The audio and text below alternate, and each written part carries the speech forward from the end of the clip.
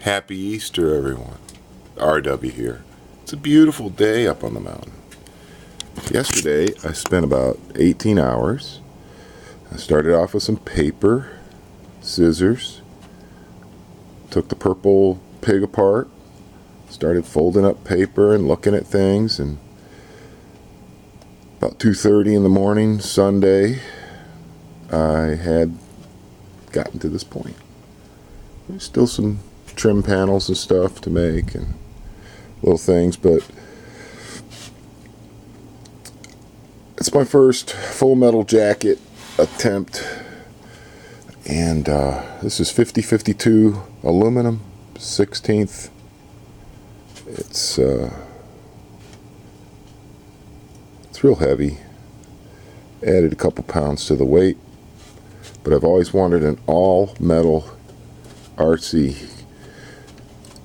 and I had this idea for in a sense like a unibody type suspension where the body wasn't just a shell, it was functional,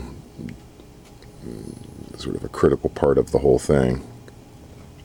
And the way I accomplished that was I bent C channels with, profiles cut out of them. So you couldn't just use like an extrusion, right? Because it has shape to it. It's cut off and everything. And then I bolted that to the comp chassis because I had to pick my battles. And there's the one part of the comp chassis you can see without the battery cover plate in the back. Just a little bit of it. The rest of it's hidden. And I'm going to eventually make my own side plates. But for now, the comp chassis side plates were just very convenient. I didn't have to do a lot of fiddly scroll saw work to, make the hole for the motor to stick out and all that jazz. But I will eventually. But just to give you an idea of what I mean by integral, part of the suspension is it allowed me to get the much more vertical, excuse the paper I haven't pulled off yet, this is all still just loosely assembled, but it lets me get a much more vertical shock angle, which is what I wanted to try out, and I couldn't because the comp chassis ends about here, and your shock's always going to be really angled. And with this, I could also run a much longer wheelbase. I could stretch out the back, could stretch out the front a little bit.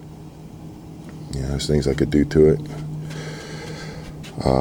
Haven't got any of the electronics positioned or anything. They're just stuffed up in there out of the way right now, but there's room for them. And of course, you got to have a face. The only two screws that are not attached are here and here because I can't get at them without taking the whole front end apart, and I was too tired. Lexan for the windshield and back window. I'm going to cut out and install Lexan on here and here. You can see I've got the little cover plate inside, so now I can put like half a driver figure in there. I've got this woof here because it's a single driver rig. I want to use a figure as close to being scale as possible, so it's going to be like a 6-inch figure, so I got to allow for 2.5 inches of the figure to be showing at least, assuming that the rest of the figure's legs would be hidden down in there. The figure's going to be almost all the way at the back, steering wheel, all that kind of stuff. I'm going to try and figure out how to get all that in there if I can. I got some LEDs, the big LEDs fit in here, the 10mm LEDs fit in there. I liked the whole basher plate thing. It's just been working great for me. It's so incredibly sturdy. I considered, wow, I could use this to do the chassis mounted servo panhard thing, and you know what? Panhard bars suck, and they're just so that your stuff looks super real, so this is never going to look super real, but I did hide my servo pretty well and accomplished what I wanted. I've got about a half a wheel height of articulation, which is much more realistic compared to, like a crop crawler where you can lift the wheel up over the other wheel. Right. And was able to fit everything into my existing belly pans, which look really rough compared to the rest of the body. But that's it. No idea how it's going to perform. I have no idea. I have no servo at this time. Maybe I'll have one in a day or two, and I'll be able to figure it out and see whether I made it way too top heavy. But the idea was that by this little crown, first of all, it keeps the roof from getting dented because curves are very strong. And second, it gives a place for the driver's head if I have a big driver. And I can make like a little trim plate here, because I just didn't have enough Lexan. This is like the only 2 pieces of Lexan I had left. I've thrown away all my scrap. It's crazy. I threw away all my aluminum and plastic. Cleaning the shop, what a dumbass, right? You always need it when you throw it away. I would have liked to have just had the window go up in there, but screw it. You know, I'll just make a trim frame and it'll look fine.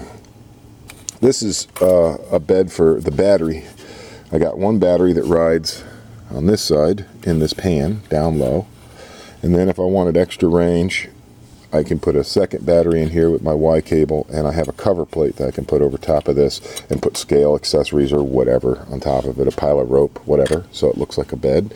It'll sit about this high, so there'll still be some bed left, but yeah. I got a lot of filing and trimming to do. I wanted to get these sides a little rounded, and it was real tricky bending such thick aluminum and getting everything to fit in between things. A lot of stuff had to fit in between things and up against things, and so I got pretty lucky with how everything worked out. But I got a little trimming, little filing to do, and what I like about it is that no matter what angle you look at it from, it's looking a lot more like a real vehicle now, because you don't see so much weird RC stuff hanging out of it, and it's not purple, and it's not plastic. It doesn't have googly eyes, so win. Yeah, it's still pretty crazy looking. This thing here, I know, you know, there's so many different ways I could put a little Curry axle on there with a CMS kit, and you know, stick the servo up in here and have it all steering all hidden and make it look all super real. But hey, if you ever seen anything exactly like this on the road or in the trails or whatever, not really, you know, this is just a fantasy. I just wanted to have a hard shell. I mean, seriously, hard shell, like rock hard. Something I never have to worry about tearing, that's for sure. It'll definitely dent and scratch, but that'll just give it character. Yeah, a couple little things that I still need to address, just little itty bitty things. Something happened when I was putting the front grille on. I squished my front suspension in just a little bit, and then ended up going from absolutely perfect to, as you can see at certain angles, this plate cuts right in here. So I'm probably going to mod this plate. It'll be my easiest path. Just grind that away. I don't use these outside holes anyway. That'd be my easiest way around it instead of reworking the whole thing. Because I liked how the hood and the grill fit. They fit good. If I could get these, one of my screws already fell out. Let's get the other one out before that falls out.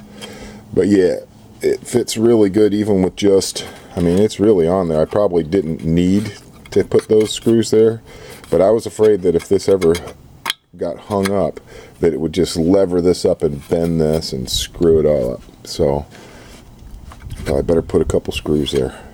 But I just couldn't get at them last night. But it fits it so nice, and this is part of the suspension in a sense. This is a cross brace, so that when the hood comes off, this stays in place, and then there's plenty of space in there for the ESC and all the other electronics. So I don't have to put all the electronics right up next to the motor, which is making heat. Get it away from it, and I'm considering making a little opening here and making a little hood scoop. But I'm going to see how that goes, because it's not as easy to make complex compound type curves in aluminum as I thought. It's pretty tough, actually. you're kind of limited to, you get to pick, you know, I can bend this, but I can't bend this unless I make a seam. So that's why I just made it the way I did. To give it a sense of proportion and curviness and shape, but it's really pretty flat, a lot of flatness. I didn't want to put a V in the hood or curve the hood or try to do a Jeep type hood, because it would just really screw up this area. See, I wanted to have this part of the hood. So, you know, there's all these little decisions you have to make. You know, it's one thing, you're sitting there folding a piece of paper and, oh, this looks great. And then you start folding the aluminum and you're like, wow, okay, it's just going to do what it wants. All right, well, let's work with it then. So, yeah, I've got the seams pretty good as I could get. Everything is pretty symmetrical. Everything pretty much fits the way I'd expect. And it's going to be pretty easy to deal with, actually, because to run it, really all I do is I take off one belly pan and I put a battery in and I run it. Okay. And theoretically, you know, that's all you'd have to do. You wouldn't have to be tearing the thing open all the time to service it. Same thing with the hood. If I take off the screws here, and I take off the screws here, I can just lift off the whole cab, leave the back windshield intact, and not have to remove anything. If I need to get at the guts, then I can just remove this cover plate. Once I've got that off, I can get at the guts. If I have to absolutely go totally crazy, I can take the whole thing apart. You know? But, yeah, it's not, I'm not saying it's perfect. It's got a slight torque to a couple of the parts, but, you know, I think by the time I start bashing it around, that's going to be the least of my worries. Alright guys, sorry about the long video, but this is my first foray into forming aluminum like this. I've never done this before, so it was something I've been thinking about for a really long time, like a year. So finally got it out of my system. Hope y'all have an awesome Easter Sunday. It is so pretty outside. It is just beautiful. And of course, Goliath likes hanging out in the tailgate. He's like, cool, bring me beer and brats. I need a ham biscuit. I need 12 ham biscuits. What a trip, huh?